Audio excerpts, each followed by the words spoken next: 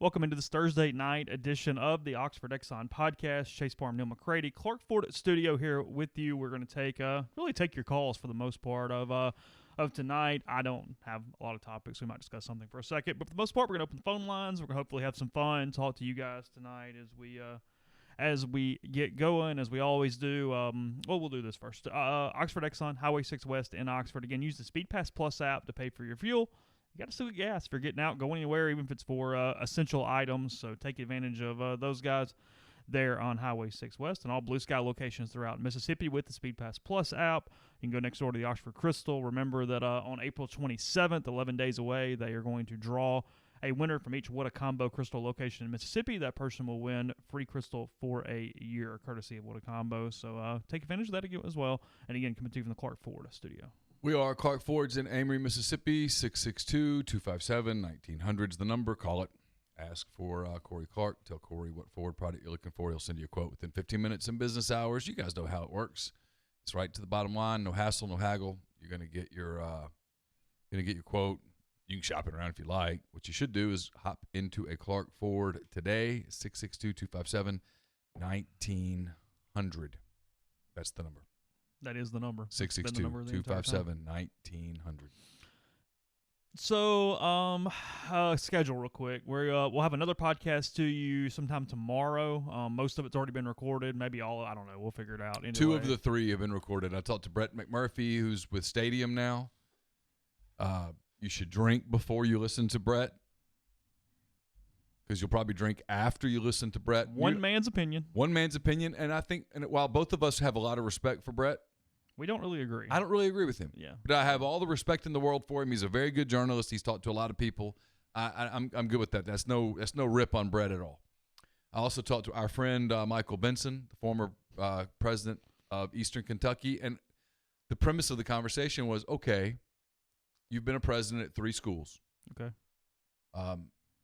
Take me through the thought process as you go through the decision-making process of reopening a campus in this. And it was really fascinating. I think you'll like that.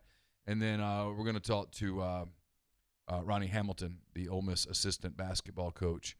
I was on a Zoom call earlier today with Kermit Davis. I'll put that up sometime tomorrow. Frankly, I'm probably not going to be sober enough tonight to write it, but I'll have it up in the morning, and it was good stuff. Kermit was cool, as always. Ole Miss has been really blessed over the last 14 years to have 2 basketball coaches who are really good dudes.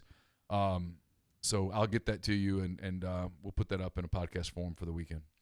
Yeah, so that'll be there tomorrow. We've contemplated. I know we have some alcohol shows coming your way over the next couple of weeks. Some wine tastings.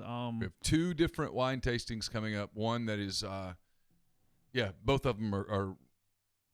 And what the plan is we're going to do it where they're going to send us the wines. Okay. And we're going to talk to the winemaker, if you will. They're the sommelier or something. Their person. Okay. Who's going to guide us through the tasting. Yeah. Okay. And then the plan is to have a promo code and stuff for people to order wine. Okay. That works. We'll do that. We've thought about ripping off Dave Portnoy and doing some unboxing stuff. If you guys want to participate in that, we'll all have a little fun. So I think that's a good idea. I mean, it's a little scary idea to put your address out there, but at this point, you know what? To hell with it. I mean, you could P.O. box it. Could. But what the hell? Right? Okay. I mean, the more fun would be just to have it sent here. And the one rule is you cannot buy any period. No snakes. Oh, I thought you were going to say pornography. No, I don't care. Pornography's fine. No snakes.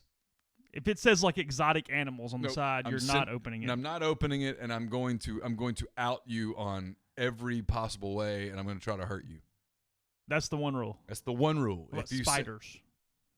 What if they send a tarantula in a jug? That would not be good. You don't like spiders at all. No. I'm a snake person. No. I can't stand snakes. Spiders can crawl over my body, and I'm fine. I'm with you. Yeah, they don't bother me. Most people hate one or the other for whatever Let's say reason. No snakes, no spiders. Yeah, if you want to send magazines, I don't care. That's fine. Whatever. Who cares? No snakes. No fake snakes. No real snakes. No snakes. That's the rule. No spiders, no fake spiders, no real spiders, no nothing. Anything else, we'll figure it out. Okay. I mean, I'm cool with it. At this point, Laura's probably like, oh, my God. I'm getting some questions on the live stream about my hair. I haven't had a haircut. It's been weeks. It looks the same It's to not me. different. I had a haircut today. I would love a haircut if Peyton with the blow dry bar could help me out. That would be fantastic. But that's not. I can give you my haircut. Yeah, you don't cut your hair with scissors. No, I don't. My hair is cut 95% with scissors. Avery wants to know if she sent ghost pepper chips. Will we eat them? I've had them before. I mean, I would. They sent Portnoy yesterday. I watched this for like 35 minutes last night. Just the one chip challenge? No. It was a gummy bear. Somebody sent him whatever the hottest gummy bear in the world is. He couldn't even bite it. He put it into his mouth and had to spit it out, and then for 15 minutes was saying he was still just on fire. It had some sort of extract all through it that was. I've heard that some of that stuff can literally burn the nerve endings on your lips and tongue. Oh, really? Yeah. Can literally do damage to them. Yeah, see, I'm weird because I like spicy things up to a moderate level, but I'm kind of a wimp when it comes to the level of spiciness. I like a little spice, and that's my preferred taste. Yep. But I can't get way up the Scoville unit ladder. I just can't do it. I freak out on that one. I discovered last night that I live with a house full of wimps because I made pasta last night. Yeah. And I just added a little red pepper to it. Just a little, just to give it. And they're like, oh, this is too spicy. And I had it. I'm like, it's not spicy at all. They clearly got the Alabama and not the Louisiana genes as it pertains to that. Even Northern Louisiana? Yeah, we still like a little spice in our food. I mean, it's not Lafayette, but... No. But I like Tabasco. Like, I put Tabasco on pizza. Do you really? Oh, yeah. Really? Oh, yeah, for sure. Is Tabasco your hot sauce? I like most any hot sauce, but I like Tabasco. Because most people have really strong opinions on hot sauce. The Louisiana hot sauce is excellent. Okay. Crystal? Yep. Yeah. It's good. Okay. Brownies from Colorado. Hey, whatever. I mean, at this point, we got time. No one's testing us for a while. If they do test us, it's not for that. I don't think either one of us have a drug test upcoming. So we were talking about this a minute ago. I didn't mean to interrupt you. I'm sorry. No, but come on, really. We were talking about this a minute ago. One of the things I'm curious about, because I do think I'm optimistic today. It's the reason I'm wearing my Cubs jersey. I'm optimistic today. Even though I talked to Brett McMurphy and he was not optimistic. I'm choosing to be optimistic. I do think golf's coming back quickly, meaning June. And I'm really curious. I know nobody in the stream's going to care, so we're not going to spend much time on this. But we're in media, so we think about media stuff. I am curious to see how they handle credentials, how they handle – because that tournament, it's called the Memorial. Is that right? The Colonial's first. The Colonial, I'm sorry. Yeah, it's first. It's in Dallas. So I'm curious, like, how do they handle, Dallas TV stations are going to want to cover it. Hell, every sports outlet in America is going to want to cover it because it's sports. But the Dallas Morning News, the Fort Worth Star-Telegram, you're going to have all that stuff. How do they test media? And if they test media, do they then have to sequester the media or whatever the word is, quarantine the media in that area for the duration of the tournament? How does that work? I'm really curious to see how that goes. And I haven't seen anything about that at all. I've heard some just overall tour logistics, but I have no clue as far as what they're doing from a media standpoint. So I heard today, talking to some people, I talked to a lot of people today. This was a heavy phone day for some reason. Golf's going to get going. Amen. I mean, I'm not even a golfer, but I'm watching. NASCAR's going to get going. They're going to push it. There is a strong sense of optimism among NBA people that they're going to do it. Might do it in Orlando. Mm-hmm. Might do it in Vegas, but they're going to do it. Seems to be, the president had a call or whatever with all the commissioners, and Mark Emmert with the NCAA was on it too. So it was college and pro. There's a push from the White House to these sports leagues to figure it out. Let's go. Which is interesting. I'll say this. If you're a college football fan, and most of you out there are, right now's the time you need to be cheering for the NBA. You need to be cheering for the PGA. You need to be cheering for the MLB, for NASCAR. You want pro sports to get going. I don't think college sports can go first. I don't think it will go first. Something has to go first to take some of the edge off. That's an educated comment. Yeah, I know about that. Yeah, that's not a guess on my part. Does golf with fans count? Yeah, it's not a stadium, but is that I think so. I think it's a step. Sure. Thank you, Tyler. Appreciate that very much. Yeah. No live animals. Thank you, Tyler. Don't send a dog. Oh no. Or something. No. Don't send an animal. Yeah, Portnoy's been getting a lot of fish. Got a betta last night. There's been some goldfish. Really? Yeah.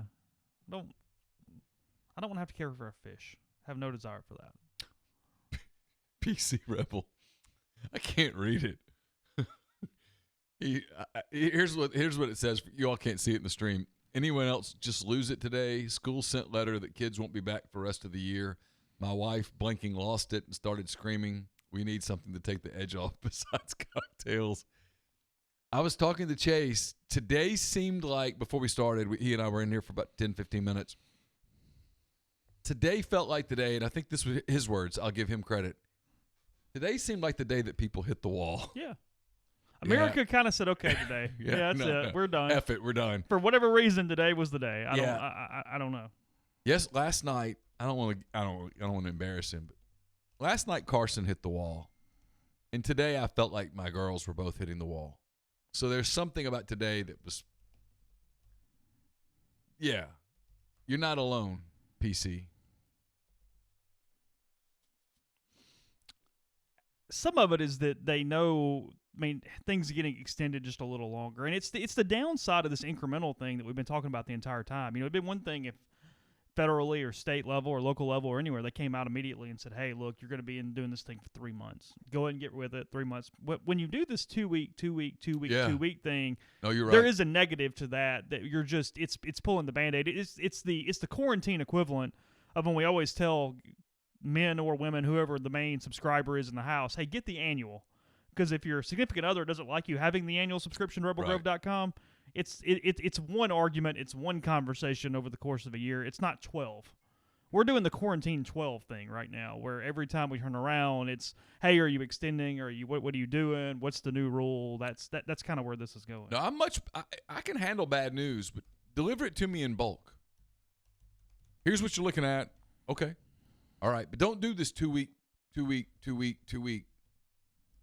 That doesn't work. I mean, today was one of the first times that I actually agreed with Tate Reeves. Where he goes, that doesn't happen very often. He goes, we can't handle much more of this. And I thought, you know what? You're right. Because I think people look at, and Mississippi's numbers spiked a little over the last couple of days. But I think people look at these national numbers and compare it to what's going on with like unemployment and the economy and stuff and go, hey, what are we doing? Thank you, Webb. Appreciate you very much. No, but I promise I'm going to reach out to Steve here in the next week. Because why not? What are you going to talk about? The freeze stuff. Oh, is that what you're doing? Why not? I would be actually interested in the investigative part of it, how he found it, the calls that he made, stuff like that. And then I'd like to talk to him about the obsession. Jonathan, thank you very much, my man. Appreciate you. Gulf Coast Reb, you're the best. Thank you so much. Yes, I'm going to get you I'll put the address in here in just a minute. We'll get started on this. Then I'll post it on the board. We're down this road. We doing this? We're going to do the unboxing. I mean, go ahead. So I'm going to post this. Are you posting it? Are you going to say it? What are we doing? I'm going to put it right here on this for now. And then I'll post it on the board. I'm not ready for college quite yet.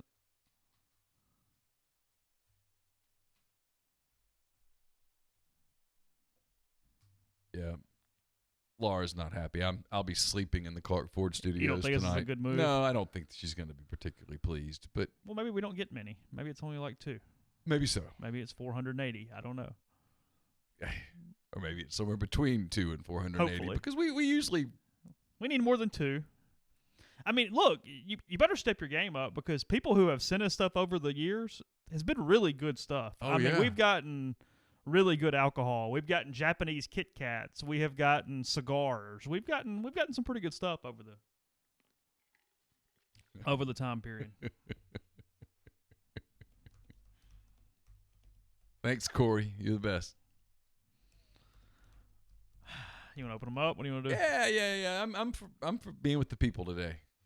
Whatever makes the people happy. I didn't even bring my mask in. Just gonna brave it. Well, we couldn't hear you really well with the mask. That was the one problem with the mask. Hold on, let me put the number. PC up. Rebel says, "What does Laura like?" Laura likes red wine. She likes tequila. She likes vodka. Okay. And all those things are illegal to ship to Oxford, Mississippi. Cares. She likes red. She likes white, okay, but she prefers red. She's much more into red than white. Hold on. If you're calling, just give it a minute. I'm trying to fix this, and it's okay. We're all just getting through this together. Well, I'm trying to fix the number on the thing, but somebody continues to call nonstop, and it's kicking me off the screen. I can't finish because this number continues to dial in over and over. Which I appreciate the dialing in. I'm not upset by that, but it's creating this. Denver Reb says, Neil, I'm sending you brownies and some mezcal, but you got to eat the brownies on air. That's fine. Okay. You don't have a problem with that either, do you? No. I've never done that, but whatever. I don't know if on air is the first time for us to put you through that. Is it? Do we really want to give you drug use for the first time on air? Guess we'd have it documented that at least I was trying to entertain the people. All right, fair enough. Who's on the line? Who we got? Hey guys, I'm first tonight. It's Bubba. You almost weren't first because we had another call, but they were messing with my screen, so I had to decline it. So you got a little lucky tonight, Bubba. Well, sometimes you're the first loser, sometimes you're not. That's a good point, Bubba. So, absolutely. I tell you what, I've had one of the craziest weeks ever. I got a crazy repo story for you boys if you want to hear it. Of course. Well, I went to do it. It's called a hook and go right near Ripley. It's like 6 a.m. to repo this truck. What kind and of I'm truck? not kidding. Hold on. Crazy. What kind of truck? It was a Ford. How F-150? So, absolutely. Clark, was it from Clark Ford? Was there a tag on the front? Well, it got repoed, so I have no idea. So it had a Mississippi State tag on the front, which was kind of funny. But anyway, so I went out like 6 a.m. This crazy woman came out. And she was in her robe, like with her little dog yelling at me. And she said, I got the coronavirus, and, it's all over the truck. And I was like, Ooh. You're crazy. Anyway, and sorry, dog. Anyway, she was acting all crazy, and then I had the truck hooked up, and I was leaving. She said to me, I got in the cab, and she licked the window. I ain't lying to you. And then she licked the handle and said, you're going to get the corona for taking my truck. And I was like, oh, my God. So, anyway, that's really all I've So how'd you handle that? Tell y'all. Because I got to tell you, I got to be honest. If I find out that someone is telling me they have the coronavirus and then they lick the window of the car that I'm in, I'm a little creeped out at that point. Well, I didn't know if I was going to laugh or cry, but I did a little bit of both because, man, that's strange stuff. So, anyway, I'll tell you this, too, boys. It feels like dog years now. 1 month is like 7. Yeah. I don't know if y'all feel that way, but I absolutely do. Anyway, I got one question for you. This wide receiver Mitchell that we got. Do you think he'll actually sign with us? Yeah, I do. And okay, all right. You boys have a good night, and Chase and you, Daddy Warbucks, Neil. Y'all have a good evening. All right, Bubba, thanks. Yeah, I think he's going to sign. I think there's another commitment coming here pretty quickly in football. Oh, really? Yep. People thought they had 2 last night, and it was just one. It was just one. I checked. I made sure. You been to Ripley much? I don't know that I've ever been to Ripley. It seems like maybe I've been once. Okay. I don't know. I'm not. Haven't been. If I've been, I've only been once. Which is nothing against Ripley. I just have never had the occasion to go. What position is the potential commit? Defensive back. Corner. Not defensive line. Corner. Okay. I mean, I guess he could grow. He could play defensive line. He could grow into a lineman, I suppose. But to my knowledge, that's not the plan.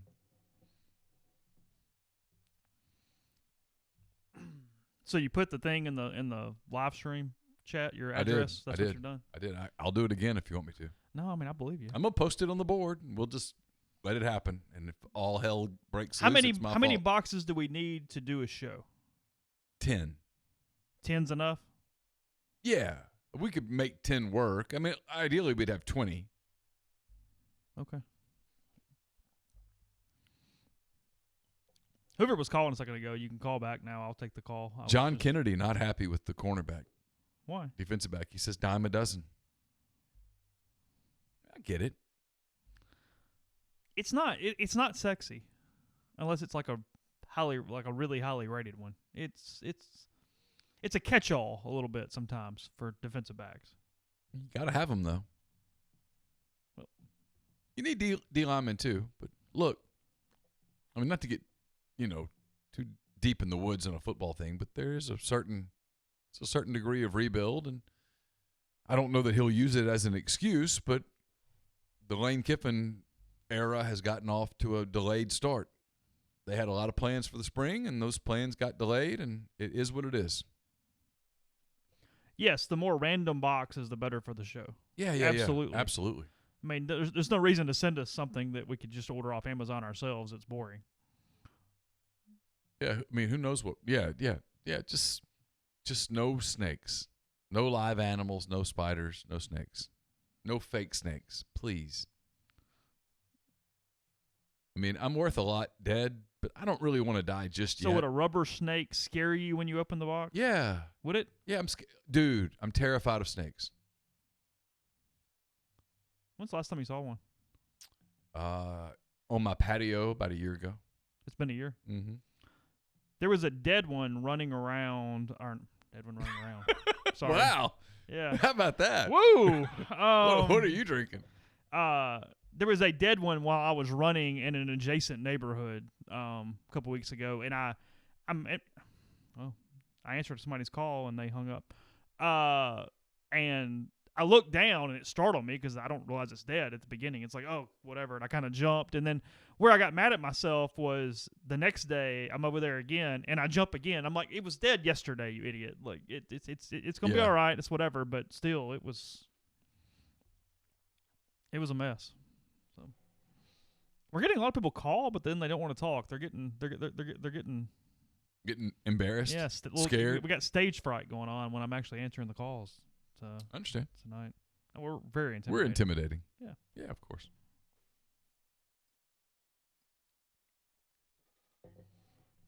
Let's see.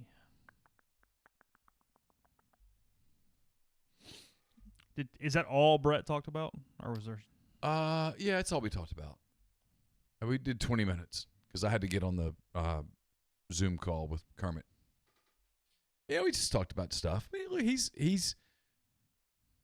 he's very good. He knows a lot of people. He's talked to a lot of people. And let's face it, the people that he's talking to know that when he's talking to them, they're talking to a national reporter.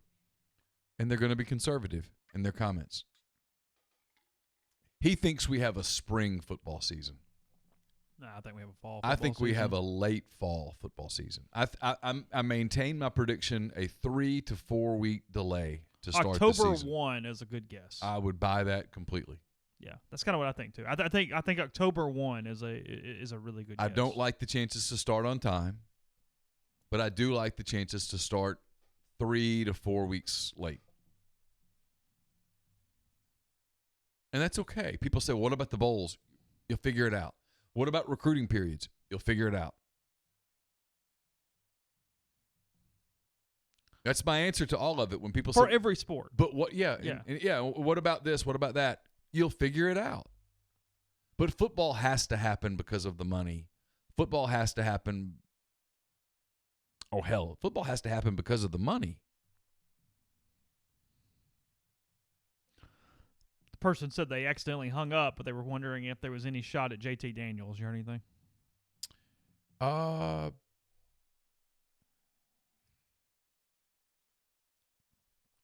I wouldn't be surprised if Ole Miss at least kicks the tires.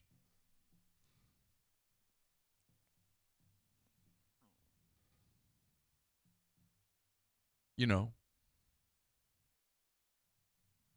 I don't know what they think of their quarterbacks. I know the comments that he gave to the Knoxville TV station, radio station about Corral and about Plumlee, but I don't know what he really thinks. Still hasn't seen them. Yeah, and he's been careful with this about, hey, I want to see them do our stuff. And it's not a knock on either kid. It's just he wants to see.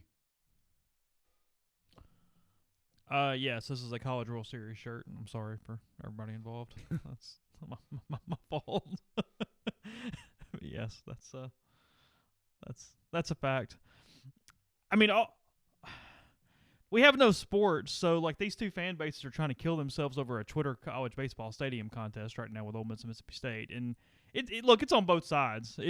But both sides equally crazy right now. Yeah, I was gonna say there's a little crazy going on. Yeah. Oh, I've seen some depths that both sides have gone to potentially try to win this poll, and it's a problem. We need to. I know we've been in quarantine. I know we got some issues. We need to calm down a little bit. It's just a Twitter poll on the internet. There's it's nothing. gonna be all right. There's nothing at stake. It's all anybody's got, though. Yeah, I get it. It's the only competition going on. I don't mean to knock it. I'm just saying, remember that there's nothing to lose here. Ole Miss fans really frustrated that State and Arkansas fans were teaming up on them last week in the Bomb versus Swayze competition, and then now I don't know what's going on in this one because it's already got stupid things already got like 50,000 votes. Yeah. What are you looking at? I'm not looking at anything. What are you drinking? This is a bottle of Blade and Bow. I've had it for more than a year, and tonight I just said, "Oh, to hell with it. Let's open it." You've had it for a year and haven't opened it? I haven't. Just had sat in that, my little bar cabinet where it is. Yeah. Just sat there for a while. There it is for anybody who wants to see it. I'm asked if I watched the Disney sing-along tonight. It was on in front of me when I was leaving the house, but I did not. Carly Ann was watching the Disney sing-along, I presume? She was, yes. That was a thing. I did not, but I didn't see what all was. I think they were doing Moana when I left. Pretty sure that was what they had going. If I'm right there. Who's on the line? Another hang up. Getting a lot of that tonight. It's weird. We're that's the fourth hang up, I think. Oh, it's at 80,000 votes. 80,000 people have voted on Ole Miss versus State stadiums in a Twitter contest. People are bad bored. It's bad. It's bad. Do we have alliances? Is this like war? Do we have a lot of fan bases that are in it together at this point? I don't think so. I think this is just pure boredom. But there aren't 80,000 fans on Twitter. It's bots. Yeah, that's my thing. It's either that or people are seriously. Yeah, it's a lot of bots. Oh, it's a ton of bots. That's my guess. Who do we have? This is Mark in Columbus again. Hey, Mark. How are you? Hey, Mark. What's up?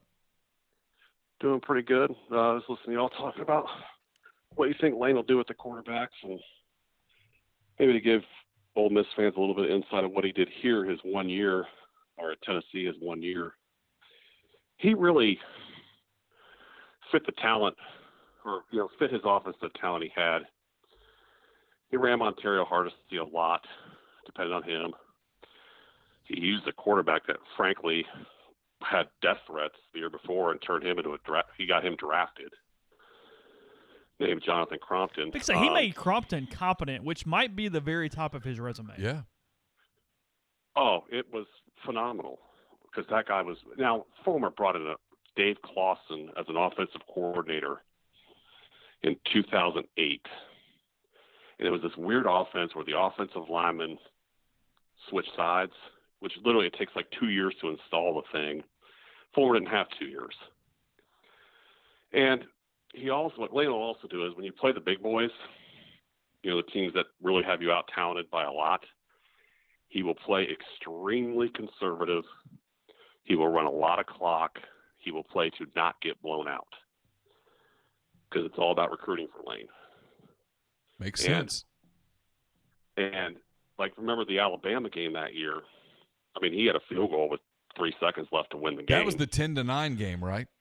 That was the one Terrence Cody 12-10. blocked at the Terrence whistle. Cody blocked it, and I guess and Lane really with 20 seconds left, he kind of sat on it on the 27-yard line. If he gets a little closer, who knows? But legend has it as he goes across the field after the game to Nick Saban and goes, "Enjoy it, because that's the last time you ever beat me." That's how he was back then. And when he left, well, of course, I was upset like anybody else, but I sort of understood it. I don't think Lane ever leaves if he understands he's losing 30 scholarships at USC. He doesn't take that job. I talked to some people who know him really well. Okay, I got to be careful with how I do this, but people who know him really, really well and who were involved in that decision. Okay, He thought if he had a do-over, he would not have taken the job. If he had a do-over, he would have stayed at Tennessee. He would have said no.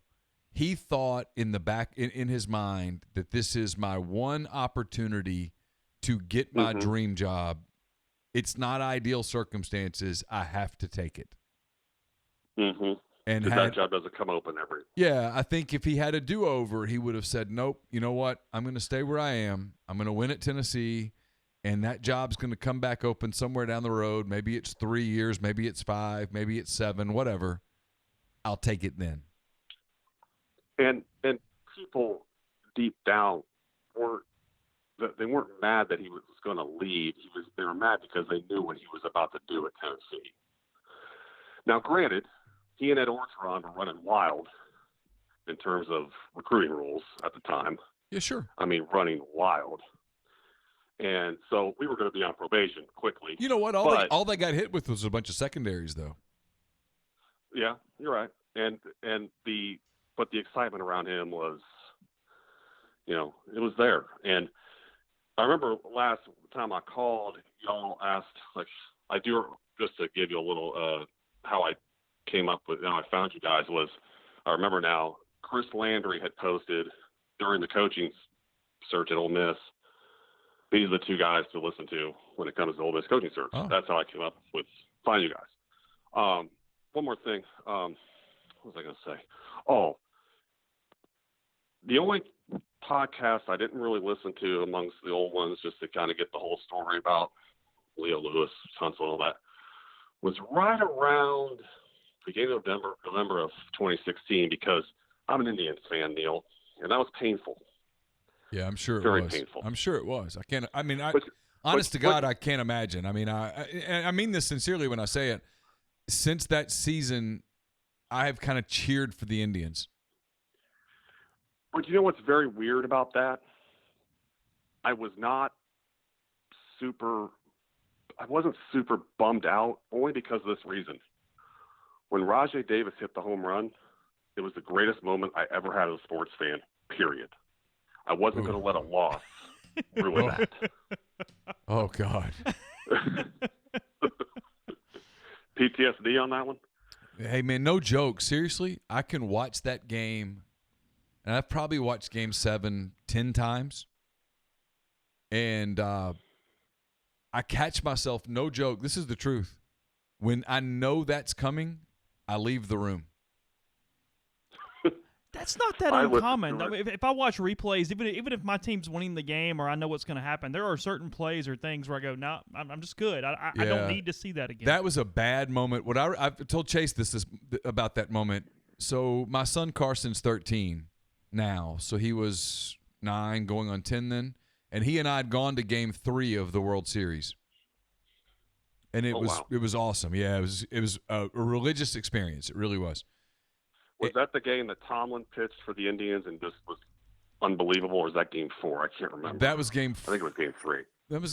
I think it was Game 3 because it was Tomlin versus Hendricks. It was a 1-0 game. If you remember, it was the game that in the 9th inning, Javi Baez fouled one straight back that if you watch the replay, he missed it by a millimeter. And had he hit it, the ball, because the wind was blowing out that night at Wrigley, and it was a 1-0 game, go figure. And had he hit it, it would have gone 480 feet, and Wrigley would have probably imploded. I don't think Wrigley would have survived it. I remember Game 4, and Jason Kiffin hit a big home run. And after the game, they were interviewing him, and they said, "Well, as a Chicago kid, what's it feel like you're going to be able to maybe win the World Series in Chicago?" And he starts answering like it's going to happen. I'm just like, "Oh my God!" Just totally jinxing himself. And I knew my team left everything on that baseball field. I can't fault them. No, they ran out of time. It was a phenomenal series.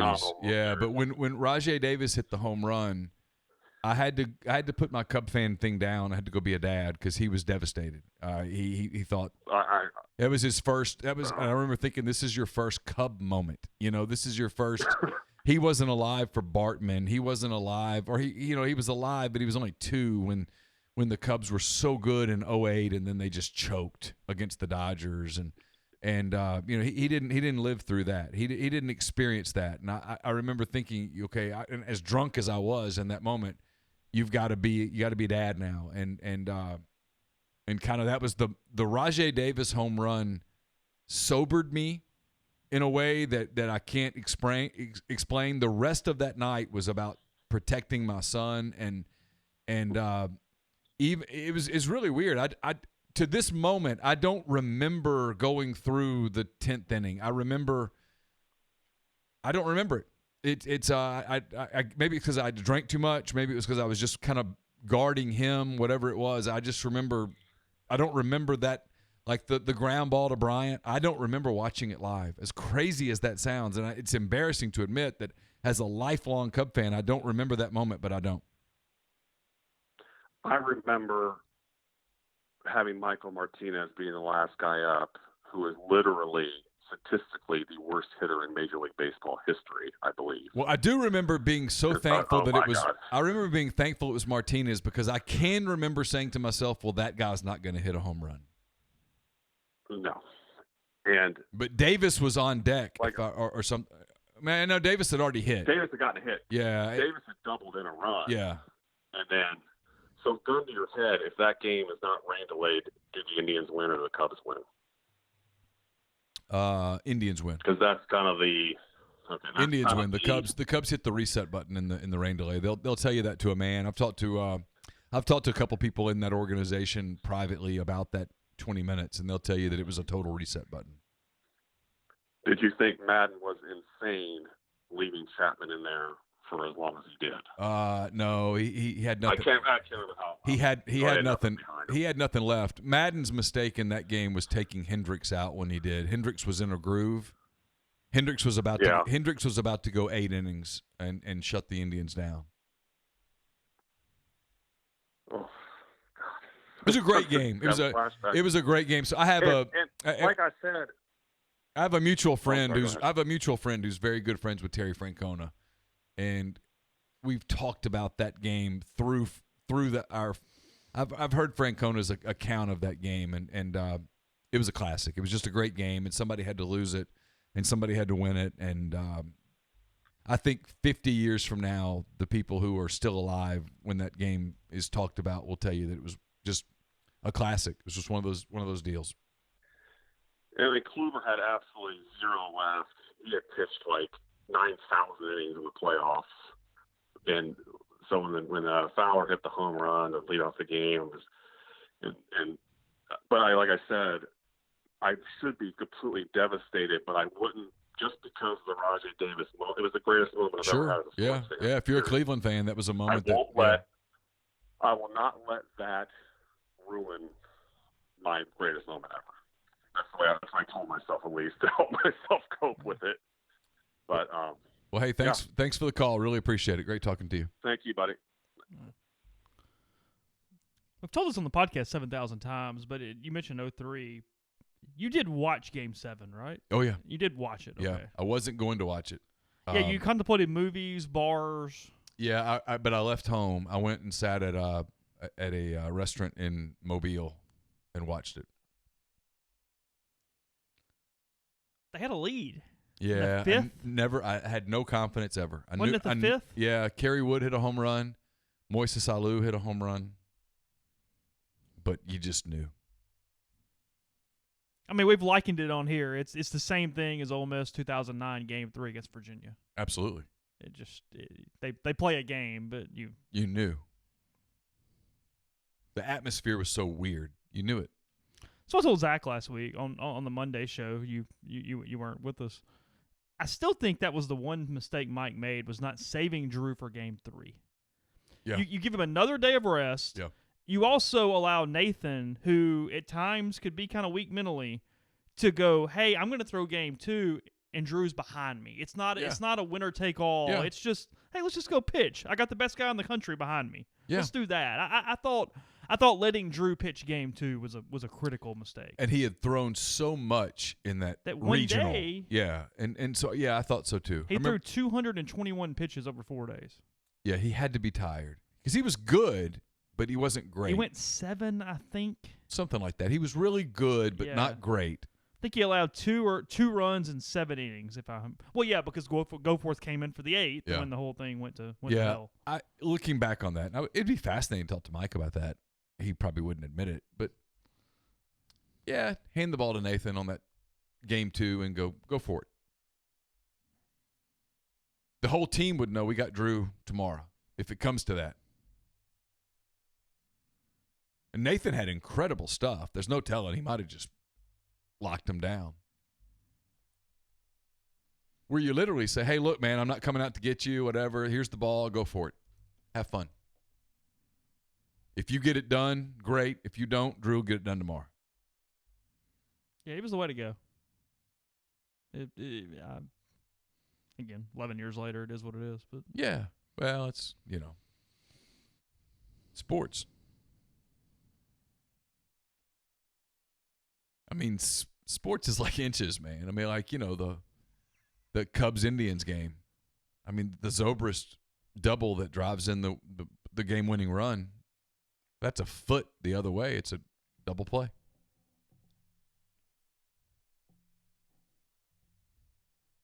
You going to give me the Al Pacino speech now? Is it the inches speech from Any Given Sunday? No, but it's true. I mean, that's the crazy thing about. What do you think about that movie? You like it? Yeah, it's good. You good there? I liked it.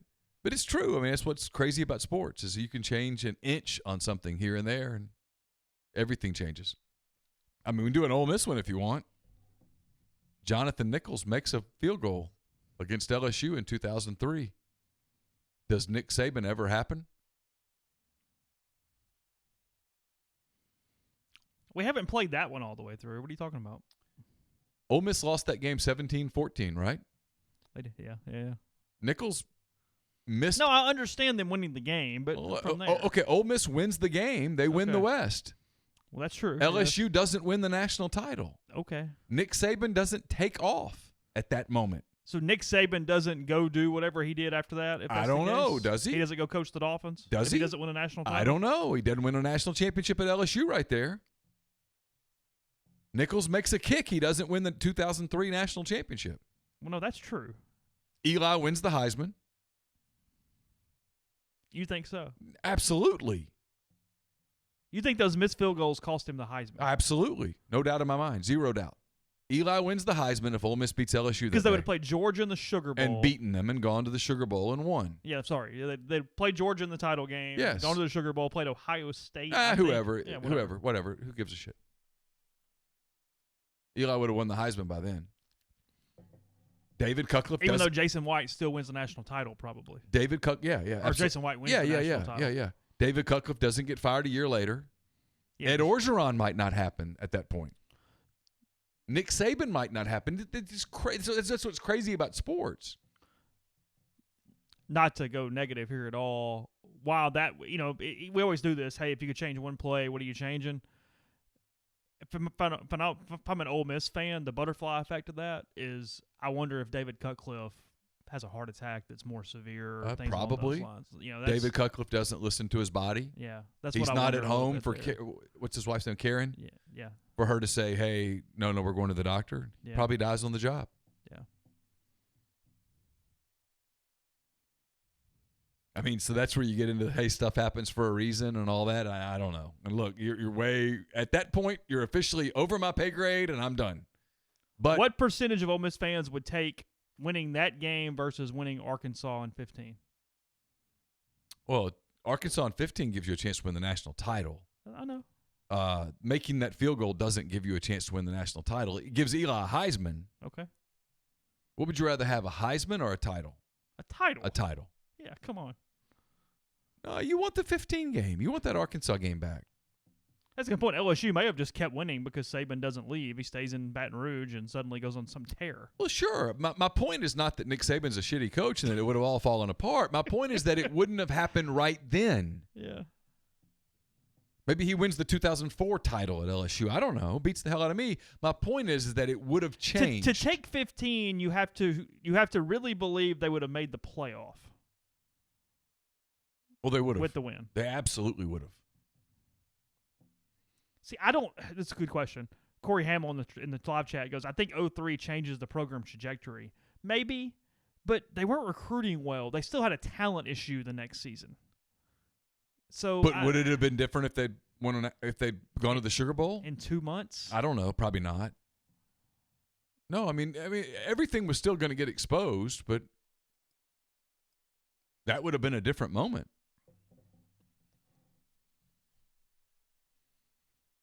Oh, it would have been fascinating. Sure. Because it's why we come back to the whole thing of if they win the title, just for the hell of it, have the conversation. How big would the NCAA story have been if Ole Miss had gone to the playoffs, or if Ole Miss had won the playoff? I mean,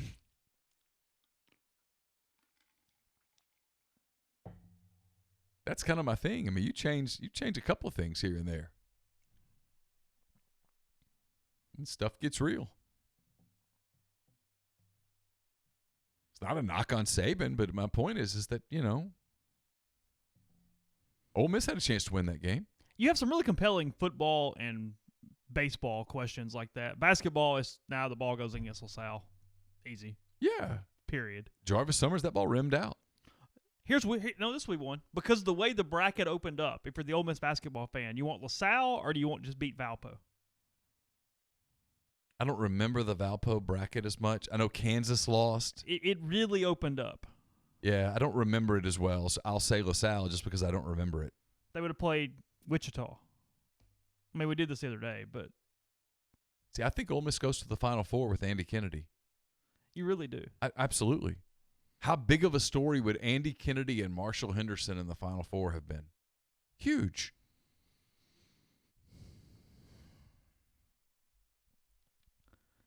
Okay. At which point Andy probably gets the big national job that he's always wanted. So they were in the Midwest Regional against the Valpo year. Yeah, I just don't remember. I'm pulling it up. Yeah, okay. So where is it? Valparaiso 70-69. Sorry. Valparaiso actually goes to the Sweet 16. Yeah. They beat number 12 seed Florida State in the second round. Florida State beat 5 seed TCU 96-87. So you would have played a 13, then a 12, and then in the Sweet 16 round, Rhode Island beat Kansas. It was Jim Herrick, Rhode Island. So you would have played an 8 seed Rhode Island in the Elite Eight. Would have had a real shot. And then you would have played a 3 seed Stanford in a Final Four. Yeah, and I don't remember. I remember nothing about that Stanford team. No, so, I don't either. yeah. Who cares? But was that the big white guy that ended up playing for the Lakers for a while? Mark something? I don't know. Stanford got beat by 1 by Kentucky in the Final Four. Kentucky 86-85 over Stanford. And then Utah with Keith Van Horn beat North Carolina by 6. That was it. Lamar Odom, Rhode Island team. I'm sure he went there for his first education.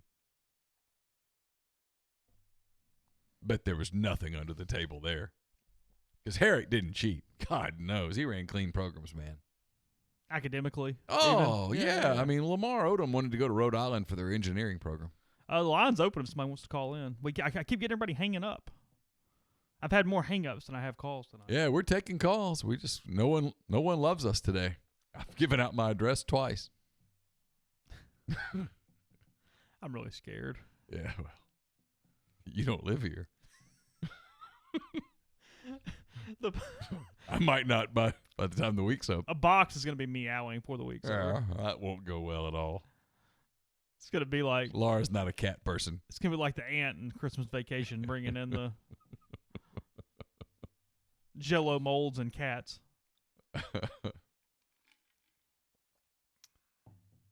So how's everybody doing? I want to hear from somebody. Just what's going on? How's your family? How's everybody handling this? This is we've been doing this now for what, 5 weeks, 4 weeks, 6 weeks, 10 weeks? It all runs together. I have no idea how long we've been doing this. I mean, none. Who am I talking to? Oh, hey Zach, how are you? See, people help us out there. We don't get calls. Hey Zach, we have an intern call in. It's great. Not really an intern. Whatever you want to call you. I don't know what you're doing. Recruiting analyst, fill-in podcaster. I sent him a check. Okay, well.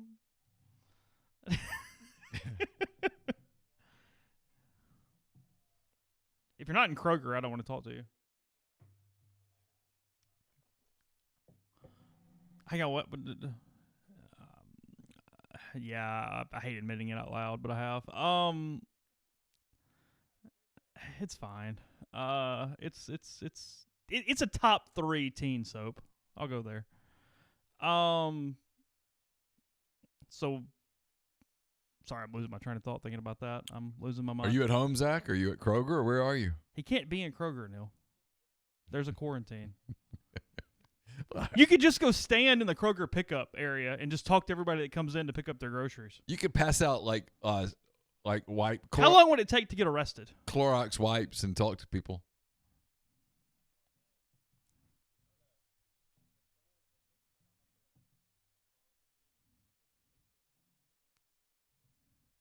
Oh, that's the Oxford Police Department reference there.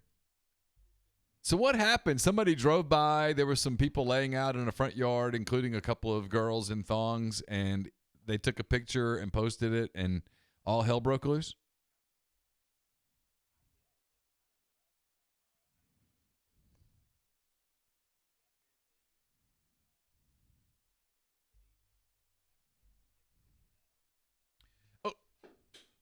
Okay, here's my thing, and have I missed this? Yeah, you must have. I have no idea. And I hate to take the side of the creep who took the picture. Well, start from the beginning. What's going on? So a creep drove by, and some girls and other people were laying out, apparently in a front yard, in bathing suits and such, including a couple of girls who were laying out on their stomachs wearing thongs. Okay? Got a mental picture yet? You good? Yeah. Apparently nobody's been able to hear Zach the whole time, so that's not good. Okay, we're good now. He took the picture and he posted it on Twitter or Facebook or somewhere with a kind of an uncomplimentary comment.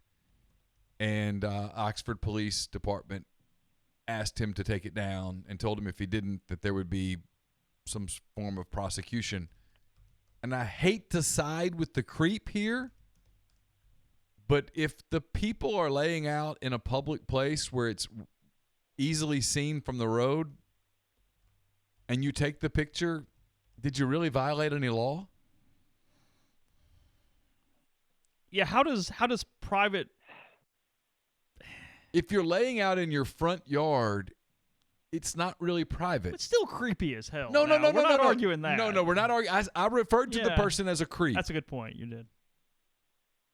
I'm not wanting to side with the... Did y'all see who the guy was? No, I did not. Who is it? So he's apparently the guy who got a picture, or got his baby and Lane Kiffin to take a picture on the tarmac. Oh, same dude? That guy. Oh, that guy. The guy that's apparently on Twitter. That's what they're saying. The guy that told him to get a burner phone. It's had quite the 15 minutes. So he was the one that took the picture? Apparently, per Twitter. Huh. And I believe it was the the tweet had a screenshot of what looks like an article, and that was included. That was apparently who it was. So, how about that? It's a crazy world we live in, Zach. You know, people are losing their minds right now. Hey, I mean,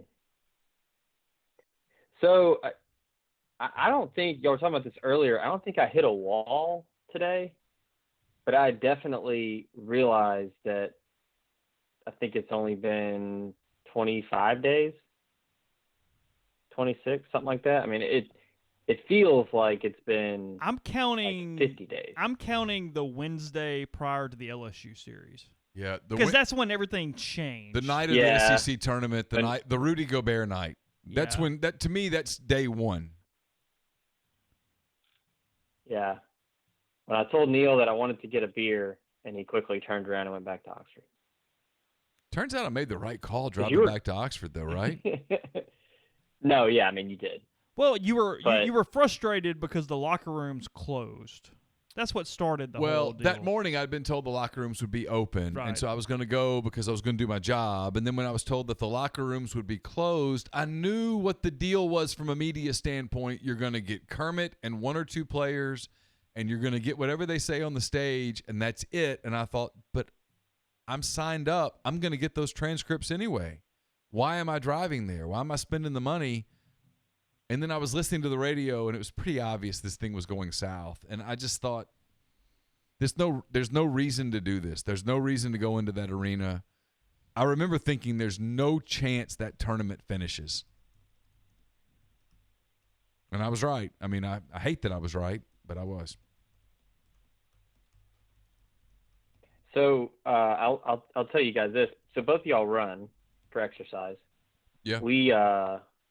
We interviewed Craig Ingalls for our podcast. Yeah. The former Ole Miss runner, famous for the mullet and the mustache. An All-American. So we were talking to him about person. Yeah. We were talking to him about what he has been doing in quarantine, how he's been training, because he's a Nike athlete. He runs for them, and he said that he tries to keep it around 80 miles a week. Oh God. He said that there are some guys that he trains with that run 150 miles a week. And he said that he tries to keep it around 80 miles a week. We lost you. Whatever you flip from, just then go back to the other. Am I back now? Yeah, you're good. back. That's good. Okay. Yeah, so 150 miles. Can you imagine running 150 miles a week? That's 22 miles a day. I mean, yeah, these guys are basically running marathons. No. Well, Well, it ain't a hobby. It's what he Mine. does for a living. No, I'm sorry. Nope. Yeah.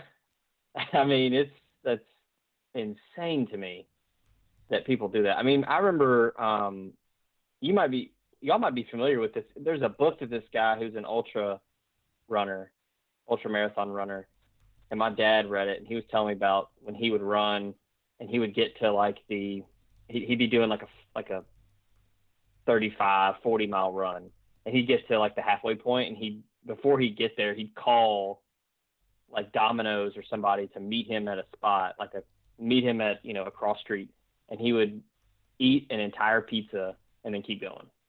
No. Just because of all the just calories and just constant burning. I refuse. I refuse to believe that. Yeah, that's just. I mean, I feel like I'm doing the most over here, and I'm get like 10 to 12 miles a week, and yeah, he's just like 80. Nope. Nope. But I guess it is. I can't even make that compute. Like in the peak of marathon training, you're running what, 30 miles a week? But what's he running a mile in? I believe the fastest mile. I think he still holds the state record in North Carolina. I believe it was his best high school mile time was in 2012. He ran it in 4 minutes 3 seconds. No. He ran a 4:03 in high school. So it Good. says on his Wikipedia grief. page. Yeah. I bet his nipples are like cardboard. I bet you could take an X-Acto knife and you couldn't cut his nipples. I bet they're that calloused. We did talk about nipples on the podcast. Yeah, because if you do any distance running, nipple conversation comes up. Because you experienced that a couple of times, and it just takes once. It just takes once for you to realize this is a problem, and I got to fix it. Oh yeah, you would have taken both your nipples over your other issue that day, though. Oh no, the day that down lower got. Oh my God, that was the worst pain in my life. I screamed like a little girl in that dorm in Duluth, Minnesota, and when the water got you, when the water hit me on my friend, and no, it was awful, brutal, so bad. Yeah, maybe the nipple thing is only for anything longer than a half marathon. It's weather related as much as anything. It depends on how humid. Sweat and humidity. Yes, and it's humidity. As soon as your shirt soaks, it turns into a problem. Quickly. Unless you've done the body glide. Body glide. At which point, once that's happened to you once, you apply body glide. If you know you're going to run more than, say, 5 miles, you apply body glide like it is you get the roll on and you just Steve Traxel pitching for the Cubs. 55 strokes. You're just putting it on. At least you can wear normal amounts of deodorant right now with no baseball. Yeah, I'm counting to like 20 something. I don't know why. Why? I don't know. Neil, when you talked to Brett, did you make sure to tell him to retweet the Twitter poll? I did not. You got 219,000 followers, Neil. People are buying Twitter votes here, aren't they? Oh, absolutely.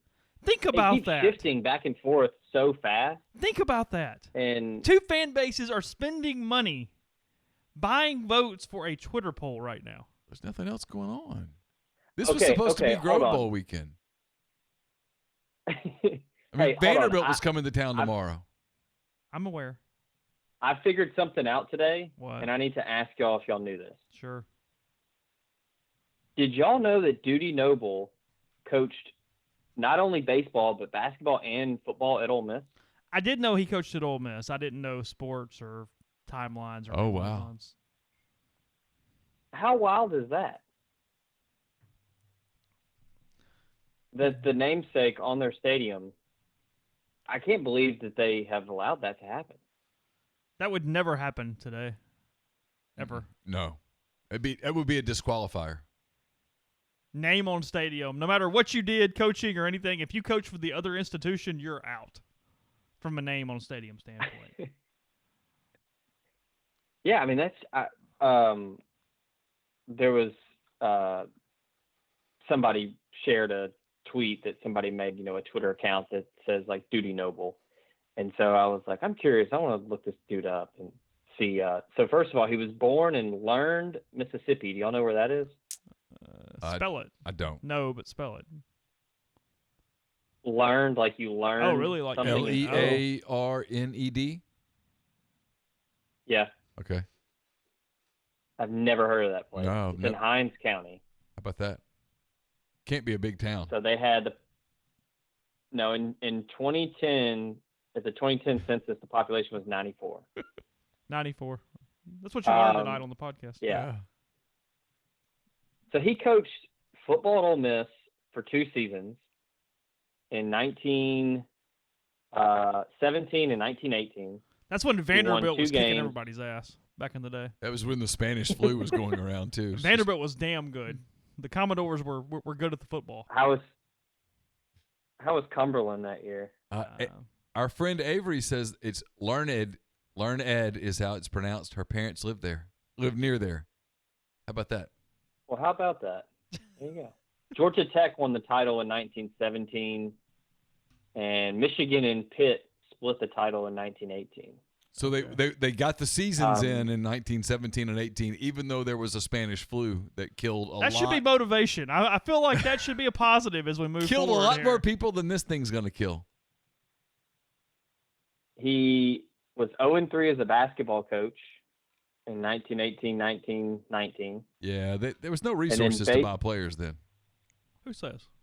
That's what I and heard. then baseball, he coached 2 seasons. 1 year he went 9-1, and then the next he went 1-3, and then the rest of his 10 years at Mississippi A&M / Mississippi State. Okay. How about that? Oh God. Anything else, So Zach? there you go. I did not know that. No, I didn't either. No. I guess I did watch. I did a rewatch of the 2005 Open Championship, and I cannot believe. Or maybe it was. Did he win in 2000? You're the one that watched it. I don't know what. Who are we talking about? What are you doing? Well, I'm trying to. Tiger. He won in 2000 because 01 Masters wasn't that when he completed the Tiger Slam? Yes. Yeah. So he did win in 05. I was watching the 2000 one. So my point was I was watching the 2000 Open Championship, Okay. and it was on ABC. And it was just, obviously it's 20 years ago, but year 2000, and you go back and watch this, the picture is absolutely atrocious. It is so bad. And it's just kind of a weird thing looking back on sports. Go look at standard definition now, 2000s. and it is foreign. It is the equivalent of the Super Nintendo Madden games when we go, hey, the graphics are great. When I was like 12 years old, you look at it now and go, it was just a blob on the screen. You couldn't make anything out. Yeah, it was terrible. It was not even 144p. It was brutal. I'll leave you with this, Chase, and Neil, you might watch it. I mean, I think you appreciate Tiger's dominance. There's a really good YouTube kind of documentary about his win at Pebble that year, and just how dominant he was. It's called Perfection at Pebble. It's a really good little mini documentary on YouTube. I don't know. Have y'all heard the story about the one ball in his bag? I read Steve Williams' book, so I saw it there. But you can tell it. We have time if you'd like. Yeah, so apparently, Neil, his second round was cut short, so he had a delayed start because of fog. And so I believe he was at the 13th hole, and he hit his tee shot, and then they basically blew the horn where they're like, all right, this is it. So he gets to finish the hole, and then they go into the hotel. He'll finish the second round the next day. So I believe he's still got a birdie. And so they get to the hotel. So Tiger gets some balls out of his bag, starts putting in his hotel room just to kind of, stay loose. And so the next day they get up. Steve comes in, grabs meets Tiger at his room, grabs his bag, everything. They head out. So it was definitely on the back nine, maybe 16, right by the ocean. Tiger, I think everybody had been kind of laying up with it, hitting an iron to, I guess the wind was blowing really bad. They're just kind of wanting to just kind of punch it out there. And Tiger was like, no, I'm hitting driver. And absolutely just hooks one into the rocks on the beach. And so when Steve goes back to, grab a ball for him to re-up and tee off again, he realizes that he didn't grab. I think Tiger got 3 balls out of his bag in the hotel room. So he didn't grab them. So they only had 3 balls left for the entire round. And so Tiger tees off again, hits it into the fairway. Well, later on, I believe it might have been on that exact hole, on an approach shot, he used the sand wedge, scuffed the ball. Tiger took the ball after he putted for birdie or par, gave it to a kid in the crowd.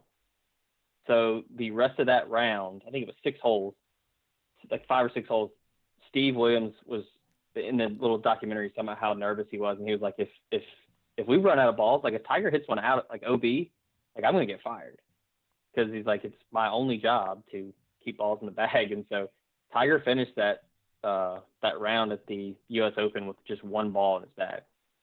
Yeah, Which, Williams. I don't know if you Williams know. book's pretty good. It's if you're into it at all, that's pretty that's pretty recommended. So Yeah. anyway, Do you know what the rule is there if they run out of balls? I don't. He says it in the book, but I do not recall what it is. You would be emasculated at that point. Yeah, there's a penalty and maybe even like a time limit or something, or maybe you borrow one, but there's a penalty off that or something. Yeah, I don't know, but he did mention it. But yeah, that's it's pretty good. So, all right, appreciate it, bud. All right, guys. Y'all be good. With Zachary Berry, he's got some nuggets up on the message board and more as we whatever. What else you got, Mr. McCready? If you run out of balls, man, it's bad. Yeah, I don't know the rule.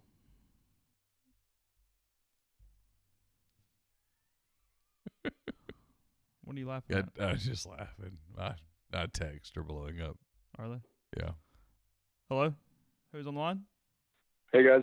Hello? Yes. Hey, what's up? Who's this? Hey, this is Alex. Hey, Alex, what's up? Hey, I am calling you from Tallahassee, Florida. Oh, yeah? I'm an Oxford expat in Seminole country. Yeah, I would say go Knowles, but I don't like them for some reason. Yeah, it's hard to convert. Yeah, it's a weird place. Listen, I just it's weird, but I'm a Jackson kid. It's a lot like Jackson down here, or it's like a mini Memphis if you want to think of it that way. Oh, I can see that. Yeah, I can see that. Hey, listen, I've been listening to you guys not only during the COVID stuff, but also all through football season, kind of getting my daily dose. I just wanted to put a word in to kind of your listeners. I graduated from Ole Miss and then found myself working in the restaurant and bar scene in Oxford for a long time. And just wanted to say that if you just got that stimulus check and you got a little extra spending money, think about the people who really make Oxford run. That's your service industry folks. Pretty much all your favorite restaurants and bars have either a Venmo or whatever it is. Get on their social media and check it out. You can make a small donation to keep people who were in my shoes a year ago afloat during this weird time.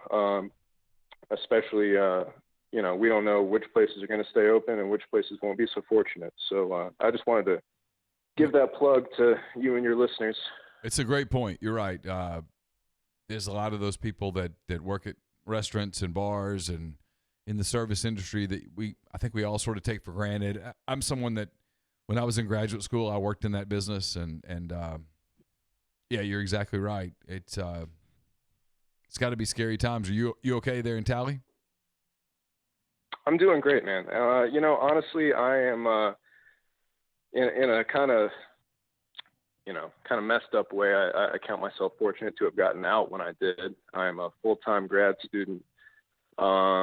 Kind of took a career change there. So personally, selfishly speaking, I'm doing great. But my friends and frankly family down there, I'll check in on them time to time, and there's a lot of uncertainty, a lot of fear going around. We've all got each other's backs. We're not scared necessarily. We're going to pull through it, and we're going to get to the other side. But people are hurting out there. I just wanted to kind of make that known because, as much as you and Chase talk about, the sports world keeping Oxford and that culture afloat, man, you gotta remember the bartenders that are closing out your tabs and the servers who are bringing you that food when you drive in for 5 hours for a football game weekend, and the people who are cleaning your hotel. You know what I'm saying? Sure, of course, absolutely. I just wanted to make that plug and also to thank you guys for keeping me sane down here. So y'all doing the Lord's work. I appreciate you. Absolutely. Thank you. Appreciate it.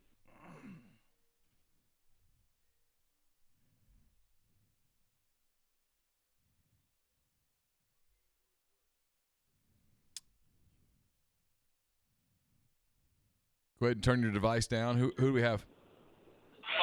Hey guys, how's it going? This is Jeffrey, son of Jeff. Last name House of Wright. I am a junior. Hello, Jeffrey. How are you? I'm doing well, guys. I don't know how well you've been following college basketball recruiting, but it's a big day here in the city of Memphis. Before you continue, thank you, Tyler. Oriana, thank you for being a part of the show. We appreciate you. Hello, shout out. What's up? Thank you for being with us tonight. Go ahead, Jeffrey. No, I mean, I'm very confused as to how I do not consider myself to be the type of reporter that one Neal McCready is, or even that two Chase Parham is. Hey. And I'm very confused how I could make about 3 phone calls 6 months ago and find out that Jalen Green had no intention of playing college basketball, yet a staff decided to go all in on him. And apparently it was groundbreaking news today that indeed Jalen Green would prefer to be a professional basketball player than a college basketball player. So that has been my day, gentlemen. How about yours? I wasn't as surprised. I mean, like you, anybody who followed the Jalen Green thing knew what was coming. I think it's going to be interesting to see whether that's a cutting edge thing or whether this is just sort of a bridge to the NBA going back to abandoning the one and done. We'll see. I mean, look, he's taking a gamble here because the G League's a little better than he probably thinks it is. He's gonna play some big boy basketball against some grown men who are going to go after him. See, I would have agreed with you if Jalen Green was just trying to play G League basketball like everyone else that's playing G League basketball. I think the thing that got completely left out of the conversation is this path, this team that they're putting together. They're only going to play 20 games, and they're not going to be a competitive member of the G League. So in reality, this is going to be nothing more than a showcase. And the NBA is essentially treating them like, okay, these are guys that we're trying to develop into stars, and rather than have them go play in Australia or, the Chinese league New or whatever, Zealand or whatever, yeah, sure. Sure. Whatever one of those leagues are, instead of having that situation, we're going to put them in a brand that we have. And I do agree there's going to be an experimental phase right now, but I just find it hard to believe that when Auburn, Memphis, and the pro route all felt really good, that's a red flag for me. And perhaps maybe I learned this the hard way from Jeffrey Simmons, and the fact that the two schools that thought they had them, ironically, were Alabama and Ole Miss. And remember when we were fighting with the Alabama people, like, he's going to Ole Miss, and they're like, no, he's going to Alabama. Ironically, the one school that he ended up choosing was Mississippi State, and no one that covered Mississippi State felt good about that until about 10 minutes before, the announcement. But when you have a kid that's telling everyone what they want to hear, it's usually a pretty good indicator that that you should maybe have your antenna up. Oh, there's no doubt. And you get to, is that going into tomorrow for you too? Well, so this is what's fascinating. Apparently, I believe the official term is I'm a rat, end quote, because I had the audacity today to ask, am I the only person here that has his hand up, or has his hand raised, if you will, because I see a program that dealt with James Wiseman on two fronts. Number one, from an eligibility front, they did not handle that well. And from a roster front, they did not handle that very well. Secondly, this school they do not have a notice of allegations because they basically have skipped a step. They just have a major infractions case looming. On top of that, they struck out in recruiting, no matter how they try to spin it. And you go on down the line, they have no NCAA tournament appearances. Like, at least I'll give Ole Miss credit when Freeze was operating, shall we say, very cavalierly. At least there were some big wins and some unbelievable moments that a lot of Ole Miss fans wouldn't trade for anything. I mean, Memphis doesn't have a whole lot to show for it, and I don't actually think there's serious denial amongst the reasonable people of the fan base, but I feel as if today it felt like I was a man on an island, because apparently I had the audacity to ask those questions and ask, is this not a more serious issue than maybe some people are giving credit? Yeah, it'd be interesting to see how that whole thing unfolds, because I don't know. A lot of people kind of thought the penny thing would go the way that the penny thing has ultimately gone. I think the problem, I think a lot of people that wanted Penny to fail from the beginning, I think they are taking a victory lap. And I'm not saying that they have, if you want to take a victory lap, by all means, go do it. I still think the bigger failure is not hiring Penny Hardaway. It's hiring Penny Hardaway and not hiring an inexperienced coach and not having, for lack of a better term, bumper rails. If you're at the bowling alley, put up the gutters to keep the gutter balls, and to have better monitoring. And I think that's the biggest failure. Yeah. Appreciate the call. We'll catch you next week. No gay cowboy shirt this week? That's rude.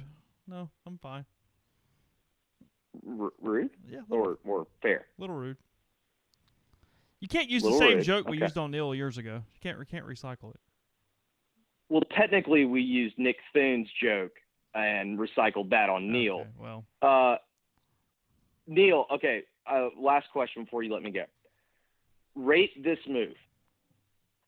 I had a gentleman last night at the Memphis Pizza Cafe that's a big Cubs fan, and he's hopeful that indeed he's going to have a fantasy baseball draft, and apparently a large portion of his fantasy baseball league are Cardinals fans.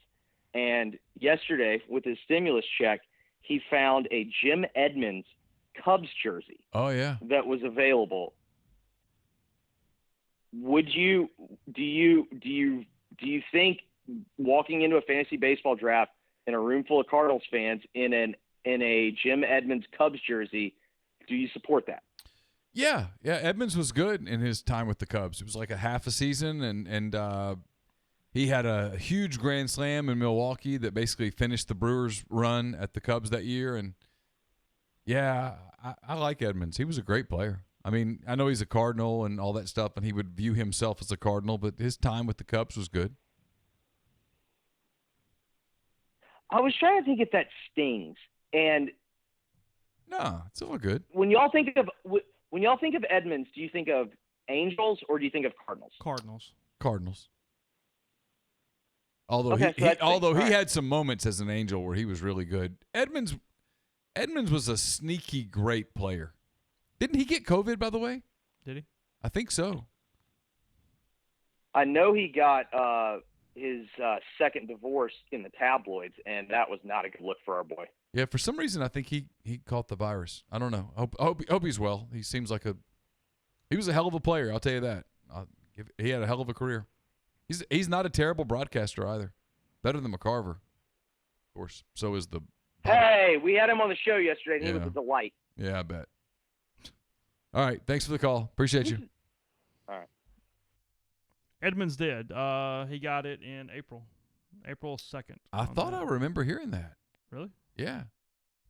Well, I didn't make it up. I don't like to go around going, "Hey, you got the COVID." You never know. Yeah, it's true.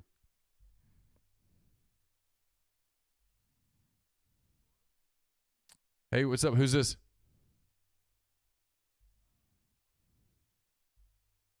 Hey, Mark. What's up? So, how y'all doing tonight? Oh, we're lovely.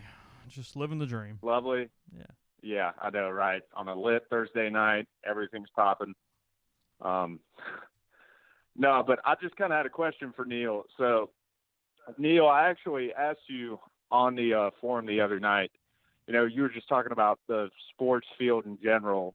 Do you think when this whole, COVID thing's over, do you think that sports in general, even though I feel like we're going to celebrate as a country when sports start back up, because it's one of those things, that as America, people love sports. But do you think people aren't going to fill stadiums just because they're more aware now of just So here's my thought. COVID? Here's my thought. I think it might be a little slow at first. I think you'll have the people who are cautious, who will be cautious. I think you'll have. Right. It's one of the reasons that Chase and I were talking about this earlier. I firmly believe, and it's not even my belief. It's from talking to people that college football will not go first. Right. So Right. Someone has to go first. So I think it's going to be similar with that with fans. I think they're going to have to see other fans go first. And then once they say, okay, it must be okay, they'll go. I don't think immediately if you open the gates, it's going to be sellouts. I don't. And if I'm wrong, cool. It's all good. But I think there will be a fairly large segment that will say, I want to see what this is like before I take. I think there will be people that dip their toe in the water. You'll have some people that go jump right in the deep end, but I think a lot of people will dip their toe in the water and then pull their foot out and then put their foot back in, let the whole foot get wet, pull it out, go up to the ankle, pull it out. You know what I mean? And I think we'll see some of that, a lot of that for a little while, and then at some point we'll get back to normal. But I don't think initially, when the Lions play the Bears at Ford Field, it's going to be a sellout. No, I don't. Right. Yeah, I think the same thing. I think it's going to be one of those things where as a country, it's this huge deal when we celebrate. I just think, after this, because I've been talking to my friends about it, they've even said, like, are people going to shake hands as much after this? Like, I think it's just going to be Are you? one of those things where I don't know. I mean, it's just when, like, 6 months down the road, probably not. Like, Yeah, that's the thing. Like, you come up, you see me at Vaught Hemingway or at the Pavilion, and you come up and you say, "Hey, Neal, are you going to shake my hand? Are you going to extend your hand? I mean, do I take it? I mean, I don't. I'm with you. I don't know the answer to that question. It's going to be awkward for a while, right? Yeah, I think it's going to be very. I mean, this has been a very weird time in the history of America, I think, period. But I think moving forward, yeah, Cole, it's going to be weird. I don't know if you can see it. Cole McCarty has he's probably right. This is really well put. I'll get your reaction to it. He says social distancing is like deciding to get fit on January the 1st. A few months later, we'll all be eating bacon-wrapped hot dogs. He might very well be right that in 5-6 months we're all like, F it. Do y'all want to hear something crazy? And I don't think this is, being from the South. I live on the coast. Seafood's big and all that. There are people still going to, like, crawfish boils that live in the state of Louisiana, which blows my mind to me. Well, as a Louisianian, it doesn't blow mine, but I get it. Here's my hope, right? Here's my hope. My hope is that May the 1st is a Thursday or a Friday this year. I don't remember. Sure. So May the 4th is a Monday, so May the 1st must be a Friday. That's actually my birthday, May the 4th. Oh, happy birthday. So May the 4th is May the 1st is my daughter Campbell's birthday and also my dog Gus's birthday. May the 4th is your birthday. So let's say we all kind of open things up on your birthday. My hope is that we all can kind of agree as a society, let's do this slowly. Let's be smart. Right. Let's not pack the bar that night. Let's not pack, and I don't mean this as a religious thing, but let's not pack the church that Sunday. Let's be cool. If you have an underlying health issue, stay home. If you're 60 or older, just wait a turn. That's my hope. I don't know that that's what's going to happen, but that's what I'm hoping for. I'm hoping that we can be disciplined enough to say, hey, let's treat the month of May as sort of a warm-up, a slow warm-up, a long stretch session. And then we can kind of get going in June. That's my hope. We'll see. I don't know. I don't have a lot of faith in that, but that's kind of what I'm hoping for, is that, the 25-year-olds, yeah, go out, whatever. But the people my age, I'm 50, we're like, hey, let's be cool. Let's be smart. Let's think a little bit. Let's not pack the gym. Let's not pack Proud Larry's on a Friday night and with the live music, and let's make it where it's wall-to-wall people and everybody's basically breathing on each other. Let's be smart. I hope we can do that. We'll see. I don't know. In every other country that's gone through this, they've seen a second spike. And my other hope with that is that the media is so anti-Trump and they're so pro-COVID right now. They are. Get mad at me if you want. I don't care. My hope is that when they see that second spike and they go, oh, see, we got to shut it down, that people go, no, we don't. We just got to slow down. There's a difference between shut down and slow down. And I'm one of the people that think, and Chase and I have talked about this, that the initial shutdown was the right thing to do. We absolutely could not afford to let the health system be overrun in March. That was not an option. We couldn't do it. We couldn't take that chance. And if the models said, hey, this thing is going to blow up, we had to err on the side of caution. And I do believe that. But now that the health system is not overrun in any place other than New York, I think we can kind of get back into it slowly. But I hope that everybody generally is, when you were a little kid and you couldn't decide whether you wanted to jump into the water, you dipped your toe. I hope we dip some toes and then dip an ankle and then dip knee deep before we go jumping in. Yeah. Yeah, I agree. But Chase, and then I kind of had one question for you too. So Sure. I'm a diehard Saints fan. Mm-hmm. I mean, my fandom extends to Ole Miss and the Saints, and that's it. I cheer for the Raptors because they drafted Terrence Davis, but that's really it. The draft is next weekend, and I feel like this is going to be Drew Brees' last year.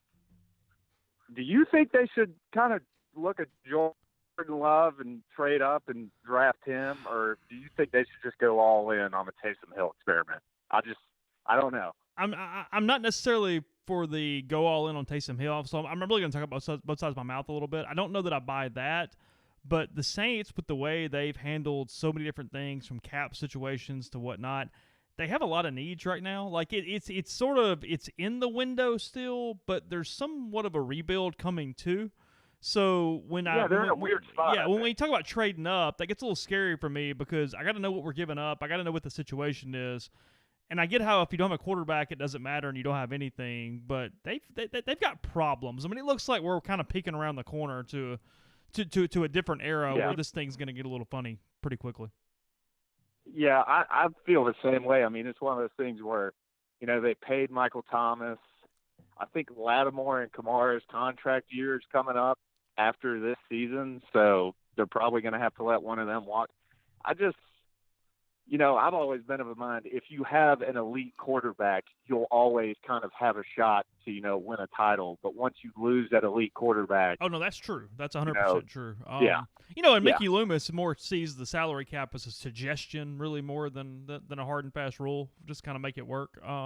Kick the can down the road. I mean, they're probably still paying Junior Gillette right now. So, oh, dear God. Yeah, I know. But, yeah, I don't have an answer, and I know it's probably bad pod, but it's one of those deals where I would be very hesitant to trade up like that, go crazy on somebody like him, but at the same time, like you said, once this thing's over, if you don't pick the right one, then the era is over and you're rebuilding, and it's back to square one.